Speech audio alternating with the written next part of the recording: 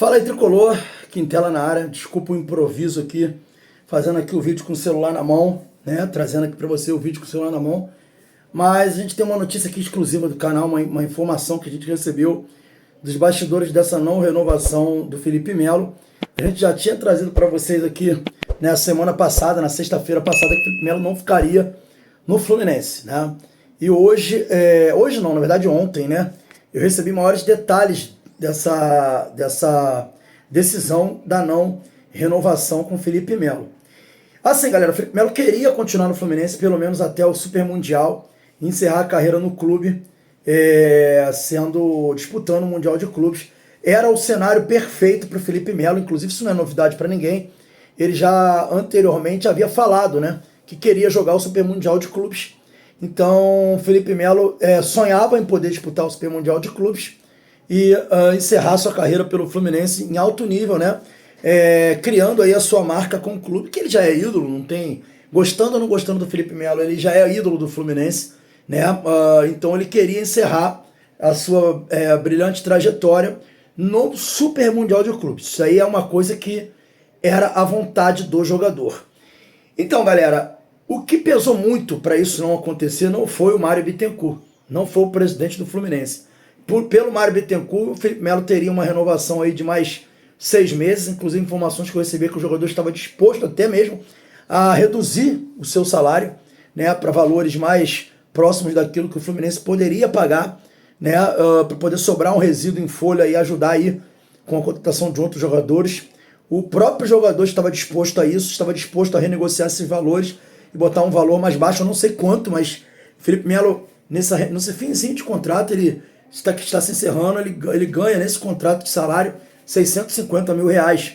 E ele iria diminuir bastante para ficar até o Super Mundial. E o que pesou para ele não ficar para o Super Mundial? Basicamente o que pesou foi o fator Mano Menezes. Mano Menezes não quis a renovação nem até o Super Mundial. E aí vocês perguntam, pô, mas nem com essa facilitação, nem com a diminuição dos valores do salário que o Felipe estava disposto. Felipe é uma liderança. No jogo contra o Palmeiras ele foi lá, fez pré-eleição, né, junto com o Thiago Silva. Mostrou que a situação ali entre eles estava resolvida. Enfim, mesmo assim o Mano não quis, por quê? O Mano ele tem o Thiago Silva como a liderança dele, como o capitão dele, como a referência dele. Praticamente o Mano tem um pacto com o Thiago, né? O Thiago chegou, resolveu os problemas do Fluminense, é um jogador que torce pelo clube, não é só identificado com o Fluminense. Thiago Silva é torcedor do Fluminense, né? Tanto é que ele voltou para encerrar a carreira no Fluminense porque ele torce para o clube, né? Ele tinha proposta para ficar na Europa, tinha proposta lá do time que o John Textor é um dos acionistas lá. Enfim, ele tinha proposta para ficar na Europa, na Inglaterra especificamente, e quis vir para o Fluminense e ajudou muito o Fluminense a escapar desse rebaixamento. Então o Mano ele pensa no Thiago como alguém para o ajudar também com o planejamento de 25. Não é contratando o jogador, né? O planejamento que ele pensa não é o Thiago apontando, contrate o jogador X ou Y, não. Mas sendo um cara que é o cara das boas-vindas. É o cara que vai receber os jogadores, que vai fazer a transição campo e comissão técnica. É o cara que vai estar ali apoiando a comissão técnica na adaptação dos jogadores, na orientação dos jogadores no campo, né? Além de ser também um fator de exemplo como jogador, como atleta dentro do campo, entregando o que ele entrega. Então o Mano conta muito com o Thiago para esse planejamento de 2025. E a confusão entre o Felipe Melo e o Thiago, de alguma forma, ela reduziu bastante ali a moral do Thiago e a importância do Thiago na capitania. E o Felipe Melo, vira e mexe, ele concorria com essa liderança do Thiago Silva, mas essa concorrência não era vista como uma concorrência saudável, como uma coisa boa pelo Mano Menezes. O Mano Menezes via essa liderança do Felipe Melo como uma liderança tóxica, uma liderança que hoje atrapalha mais do que ajuda, porque essa liderança tóxica, ela acaba contaminando os jogadores, demais jogadores, de um sentimento um pouco de revelia, meio que messiânico, favorável a ele. E ele carregava alguns valores, inclusive, do próprio trabalho do Diniz. Então, o Mano entende que para essa temporada é muito importante se desvencilhar, inclusive, de jogadores que ainda têm muitas raízes naquele trabalho anterior do Fernando Diniz brincando assim, é como se fosse uma limpeza do dinizismo dentro do grupo do Fluminense, tá? Tirar alguns jogadores com esse caráter dinizista. Quer ver se o Martinelli vai rodar também, porque se tem um dinizista puro aí é o Martinelli.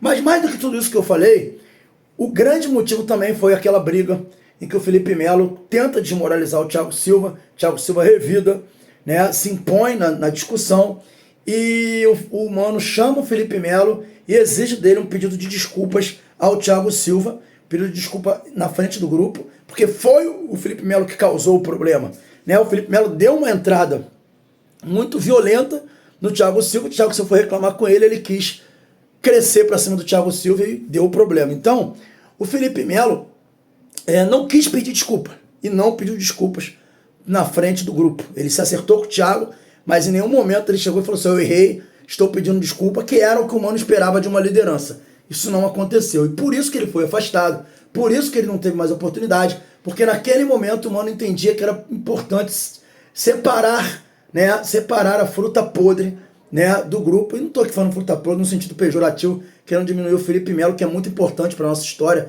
grande campeão, um cara que trouxe o espírito vencedor para o Fluminense, mas naquele momento ele estava sendo nocivo.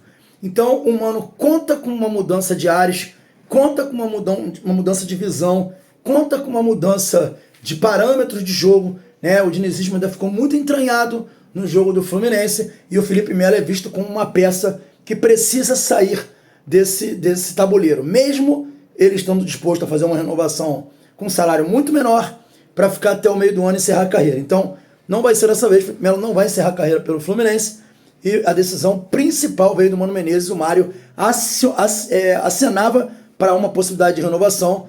Ele não era contra, mas o Mano Menezes disse que não aceitaria essa renovação. Então essa é a informação exclusiva para vocês dos bastidores que resultaram na não renovação do Felipe Melo. Valeu? Se inscreve aí no canal, deixa o seu like, saudações tricolores.